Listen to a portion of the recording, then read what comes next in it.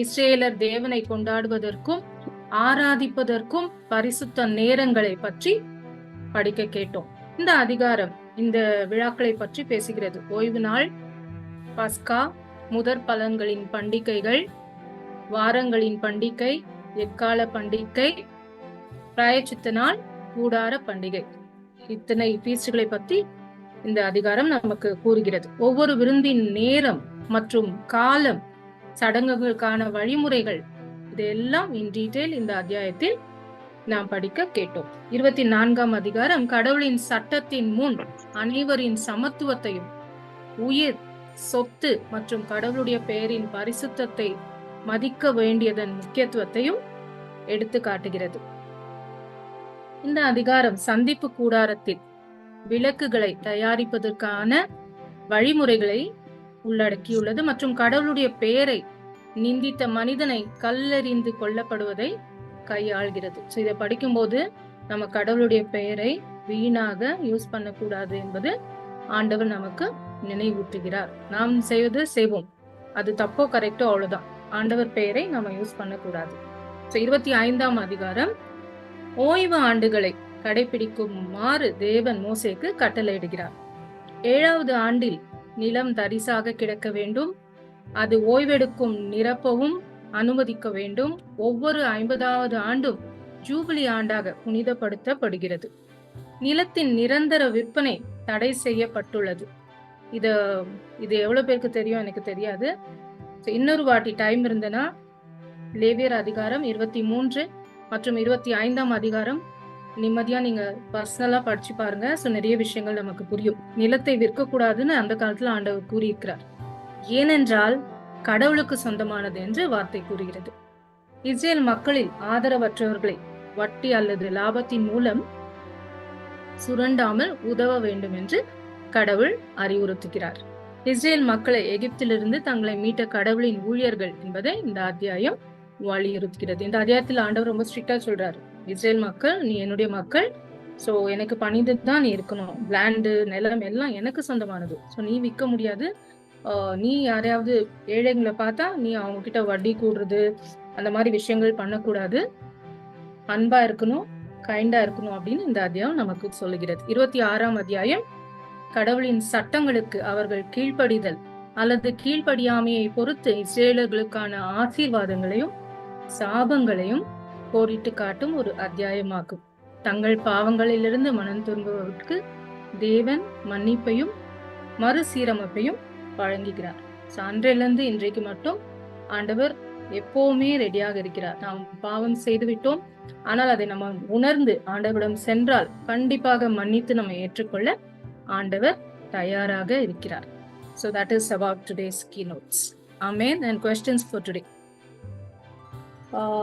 Chapter 23ல Leviticus 23. So நான் 7 feast சொன்னேன். So if you could name it, it will be nice. Tamil, English, anything is okay. ஓய்வு நாள் 23ஆம் அதிகாரத்தில் 7 பண்டிகைகள் உள்ளன.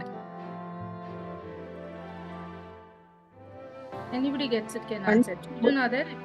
முதல் நாள் சபை கூடும் புனித நாள். அன்று வேலை செய்யலாகாது. 7 நாளும் ஆண்டவருக்கு எரிபலி செலுத்த வேண்டும். 7ஆம் நாள் சபை கூடும் புனித நாள்.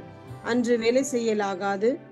ஆண்டவர் மோசேயிடம் கூறியது, இஸ்ரேல் மக்களிடம் நீ சொல்ல வேண்டியது, நான் உங்களுக்கு கொடுக்கும் நாட்டில் நீங்கள் வந்து அறுவடை செய்யும் போது அறுவடையின் முதல் விளைச்சானான ஒரு கதிர்கட்டினை குருவிடம் கொண்டு வர வேண்டும். இல்ல ma'am, not details. Name the feasts of the Lords in the chapter. 23ஆம் அதிகாரத்தில் ஆண்டவரின் பண்டிகைகளின் பெயர்களை கூறுங்கள். அங்க ஹெட்டிங்ஸ் இருக்கா? தமிழ் பைபிள்ல 23, இங்கிலீஷ் பைபிள்ல ஹெட்டிங்ஸ் இருக்கு. 7 பண்டிகைகள்: ஓய்வு நாள், பஸ்கா, சமய பெருவிழாக்கள், முதற் பலன்களின் பண்டிகைகள், அறுவடை பெருவிழா, எஸ், புத்தாண்டு பெருவிழா, பாவ கழுவாய் நிறைவேற்றும் நாள், விளக்குகளை, கூடார பெருவிழா, விளக்குகளை பேணுதல், கடவுளுக்கான அப்பப்படையல், நேர்மையான தண்டனை எடுத்துக்காட்டு. 26 கூடார பெருவிழா, 7ஆம் ஆண்டு ஓய்வின் ஆண்டு. You are right. கூடார பண்டிகை Sabbath, the Passover, Feast of the First Fruits, Feast of the Weeks, Feast of the Trumpet, Day of Atonement, and Feast of Booths. Tamil ma'am sonanga. So next question, chapter 23, verse 5.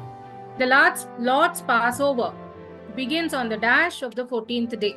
முதல் மாதம் 14ஆம் நாள் dash ஒரு டைம்ல ஆண்டவருக்கான பாஸ்கா.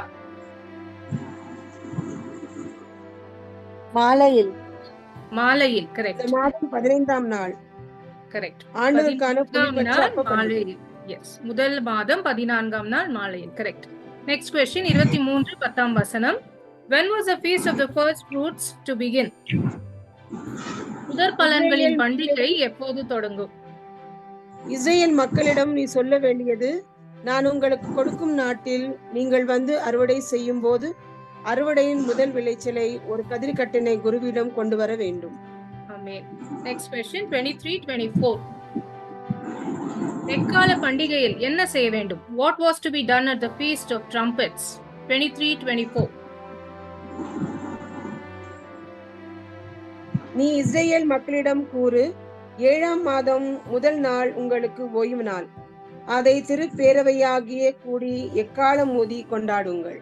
ஆமென். 7ஆம் நாள் முதல் நாள். சோ அது கொண்டாடணும்னு ஆண்டவர் சொல்றார். Next question 23-39. கூடார பண்டிகை மக்களால் கொண்டாடப்பட்டது எப்படி? The feast of booths was celebrated by people. How? Leviticus 23:39. நிலத்தின் பலனை சேகரிக்கும் 7ஆம் மாதம் 15ஆம் நாள் விழா. அது 7 நாளளவும் கொண்டாடப்பட வேண்டும். முதல் நாளும் 8ஆம் நாளும் ஓய்வு நாள்கள். Yes, first day shall be solemn rest, 8th day shall be solemn rest. Next question. Thank you. 23:40. கூடார பண்டிகை இஸ்ரேலர் கர்த்தருடைய சந்நிதியில் dash வேண்டிய காலமாக இருந்தது. The feast of tabernacle was a time for Israelites to dash before the Lord. What they had to do? 23:40. முதல் நாள் கவர்ச்சிகரமான மரங்களின் பழங்களையும் பேரிச்ச ஓலை மற்றும் கொழுமையான களிர்களையும் அலரி இலைகளையும் கொண்டு வந்து ஆண்டவர் திருமுன் மகிழ்ந்திருங்கள். மகிழ்ந்திருக்க வேண்டியிருக்கு. மகிழ்ச்சியான காலமாக இருக்க வேண்டும் என்று ஆண்டவர் கூறுகிறார். Correct. Next question 24:9. Who was allowed to eat the bread of the presence and why? பிரசன்னத்தின் அப்பத்தை புசிக்க அனுமதிக்கப்பட்டவர் யார்? ஆரோனும் அவர் மைந்தரும். ஏன் why Aaron and sons only? அந்த வார்த்தையில் ஏனெனில் அது தூயதின் தூயது, ஆண்டவரின் நெருப்பு பலிகளில் அது அவர்களுக்கு சேர வேண்டிய உரிமை ஆகும். ஆமென். Next question 24:14. What was the penalty for blaspheming the name of God? கடவுளின் பெயரை நிந்தித்ததற்கான தண்டனை என்ன? இகழ்ந்தவனை குடியிருப்பு எல்லைக்கு வெளியே கொண்டு சென்று அவனது பழிப்புரையை கேட்டவர்கள் எல்லாரும் தங்கள் கைகளை அவன் தலையில் வைக்கட்டும். பின்னர் சபை அனைத்தும் அவனை கல்லெறிந்து கொள்ள வேண்டும். Yes, he has to be stoned to death. Thank you. Next question 25:2. Sinai பட்டணத்தில் தேவன் மோசேக்கு தேசமே வேண்டும் என்று கட்டளையிட்டார். God instructed Moses at Sinai that the land itself must. சீனாயில ஒரு கட்டளை கொடுப்பார் ஆண்டவர் மோசஸ்க்கு. 25:2.